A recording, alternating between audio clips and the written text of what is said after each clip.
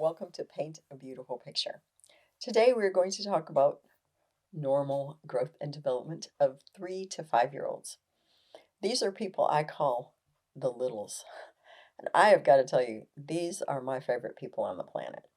I really love teaching them in Sunday school, in children's church, in school itself, pre-K, K3, K4, K5. These guys are a blast.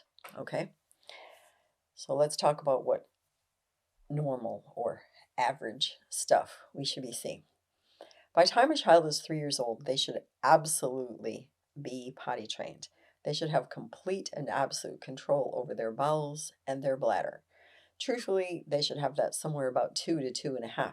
But by 3 years old, if your child does not have full control of their bodily functions, something is going on and you should probably talk to someone about that. Okay? They definitely can speak. They're pretty clear in expressing themselves. And again, depending on their personality, they may be better at expressing anger.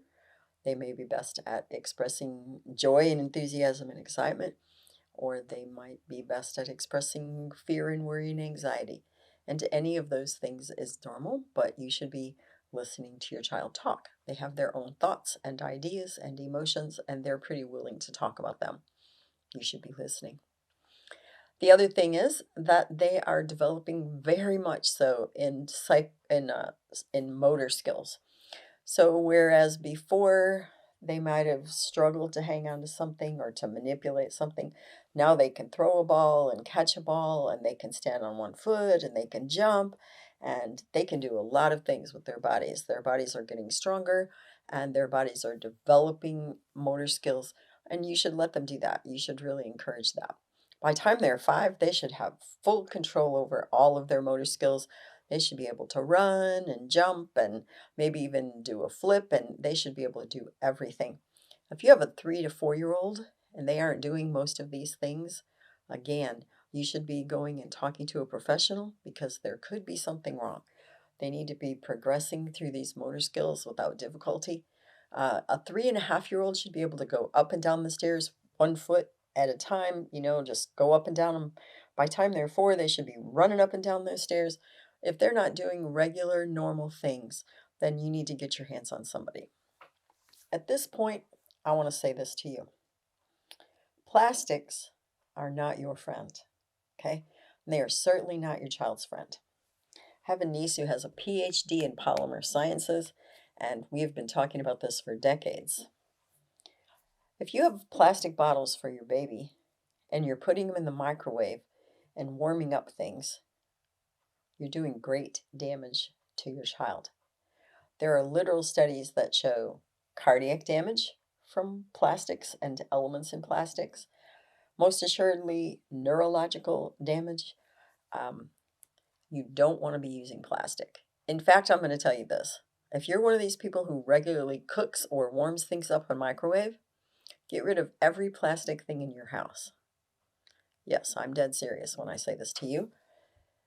Use glass bowls and wax paper over the top of it while you warm it up. Just get rid of plastics, but especially don't give foods prepared in plastics to your babies or your toddlers or even your 3 to 5 year olds. It will affect them, and it will affect them for life. Use glass. I know it will bring more broken dishes. I get that. But what would you rather pay for? A couple of extra dishes or a child who's challenged in many ways for the rest of his or her life because of the consumption of things prepared within plastic? Get rid of plastic. I'm very serious.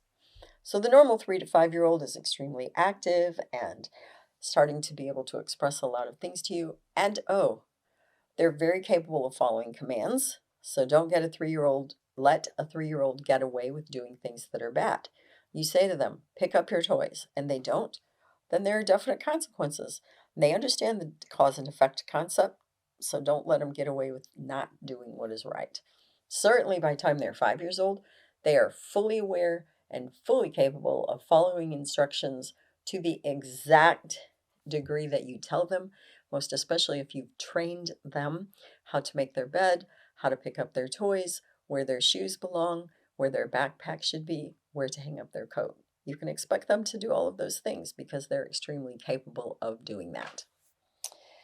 All right, a 3-year-old is capable of counting at least to 5 and sometimes to 10. If you're counting with them on a regular basis, how many blocks do we have? 1, 2, 3. The first 10, 20, 30, 50 times, you're doing it with them. But pretty soon, they should be able to do it in reverse. Mom, look, I have 1 red block and 2 yellow blocks. 1, 2, 3. They can count. By the time they're 4 to 5, and it depends upon the child developmentally, because not everyone is the same. We talked about normal and average, but they're above average and below. But the regular kid, he should literally be able to count to 20 just like that, maybe even higher. He should know all of his colors. He should have essential letter recognition. What I mean by that is often kids learn capital letters first, so he should be able to look at a stop sign and say, "Look, Mom, that's an S," or "Look over there, that's an A." They should know quite a number of their letters. And I'll tell you, if you work with them pretty consistently, they're probably going to know all of their letters. That's really up to you, how much time and energy you have. But they can know all of their colors, all of their shapes, all of their numbers, all of their letters. They should certainly know most of that, if not all of it, by the time they're about 5 years old. Socially, oh my gracious, they are so excited to play with others. This doesn't always mean they're going to get along, especially if they have a very strong will. They want things to go a particular way. They want to play a particular game and they want to play it by their rules and everybody else doesn't. I mean, you can expect them to have some altercations and some disagreements and even some yelling matches with their siblings or with their friends. That doesn't mean they don't want to be together. They're certainly capable of playing quite complex games and they love it. Okay. You should not just send them somewhere to play. You should be interacting with them. All right. So you can allow them to play in a room, but there should be adult supervision pretty close by, especially at 3 or 4. You want them to know that they still are under the care of someone, though they're more than independent enough to be able to play on their own. Speaking of independence, they are more than able to dress themselves. They are certainly able to feed themselves. They're capable of making decisions. So you put Cheerios in front of them, they say, "Yeah, I don't really like Cheerios." Okay, well, what would you like to have instead? I want a scrambled egg, or I want apples with peanut butter, or whatever. They are very capable of making decisions, and they're developing pretty strong personal opinions, and they're going to tell them to you.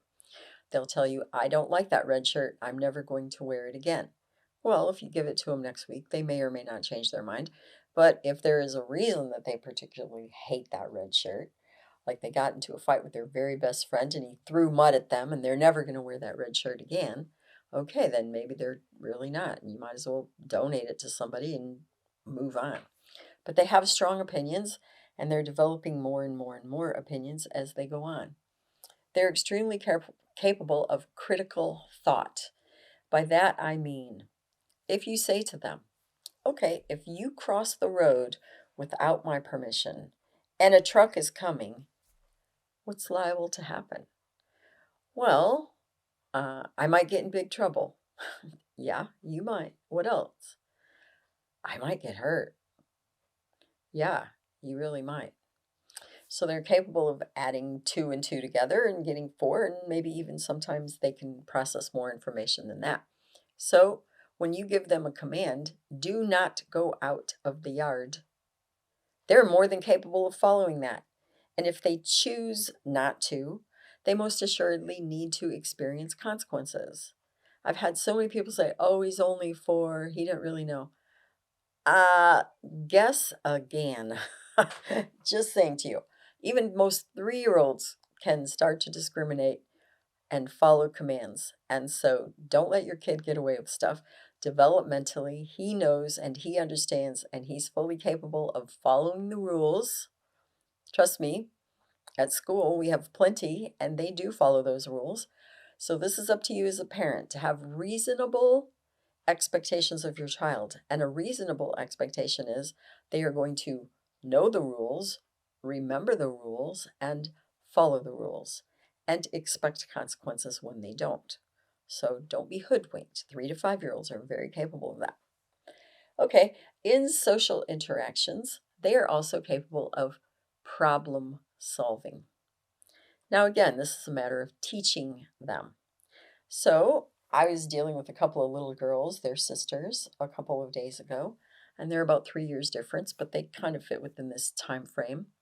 And one of the older sisters was really irritating the younger one. She knew what she was doing, to the point that the younger sister got really upset and was screaming and kind of frantic. And she's only 3, so she's having a little trouble dealing with her own emotional state. So she got a little out of control.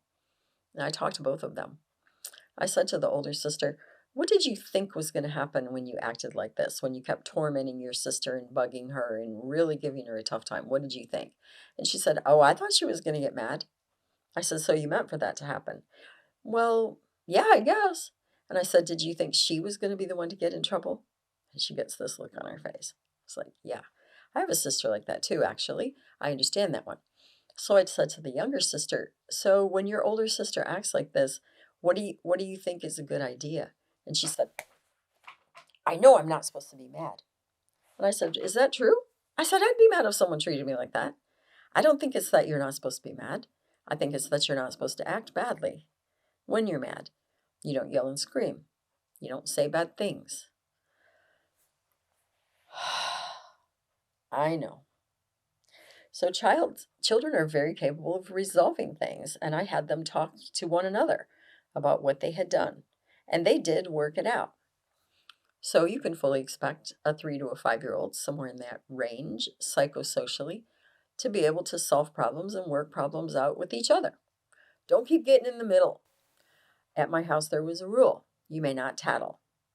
If your brother hurt you significantly enough that you're bleeding or something is broken, then you can tattle to me. Otherwise, you need to work it out. And they're very capable of working it out, so stay out of it. It doesn't mean you're not listening and kind of paying attention to what's going on if you need to intervene or if you need to have a discussion later, as I did the other day. It does mean that you let them work at problem solving. They're capable of that. Okay? So let them do what they're able to do. Let them make independent decisions. Let them start to develop a strong sense of themselves and how they see it. Now, I'm going to take you to something we discussed a while back about getting control over your household, right? That life is a nightmare if you have a 3 to 5 year old, and God help you if you have a 13-year-old who's in control of your house when you ought to be. This is what happens with children. Initially, you have full control. I mean, they're a baby. They can't get up and go get their own bottle. You have control over when they eat. They don't know how to change their own diaper. You have control over when they get cleaned up. You have full control. Now, as they go through life, and I'll keep talking about this with time, you relinquish control. So you let him choose what he wants to wear today. I mean, you were hoping he was going to wear blue and he wants to wear pink. Okay, great. Let him wear what he wants. You were thinking you were going to feed him macaroni and cheese for lunch and he wanted to have beanie weenies. Okay, no big deal. I mean, it's all right. My point being that you start to relinquish control a little tiny bit at a time. And 3 to 5 year olds are very capable of making independent decisions and pretty good choices. So, where it is possible, start giving them just a little bit of control and acknowledge to them they are fully capable of control to an extent of their emotional state. And again, this is a matter of you being in control of your own emotional state. And thus, you can start to teach your child about being in control of his or her emotional state. If a child has a really rough day and they have a meltdown, whether that's they're really angry and they lose it, or they're really sad and upset and frustrated and freaking out and crying a lot and that kind of meltdown, you can acknowledge to them, "I see that you're really having a challenging time with your emotions today. I understand that. Sometimes I get really angry. Sometimes I feel really sad. I really understand that. So why don't you let me hold you if they're really sad or if they're really angry? Why don't you go outside and run around the house 3 times and I'll sit on the porch and watch you go.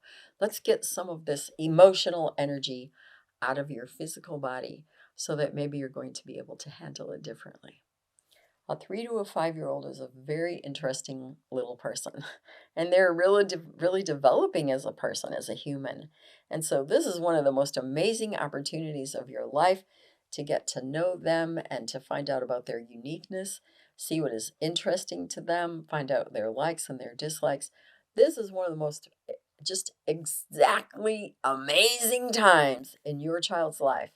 And I want to encourage you to not miss it, to enjoy it, to pay attention, and to learn who this developing little person is right before your eyes.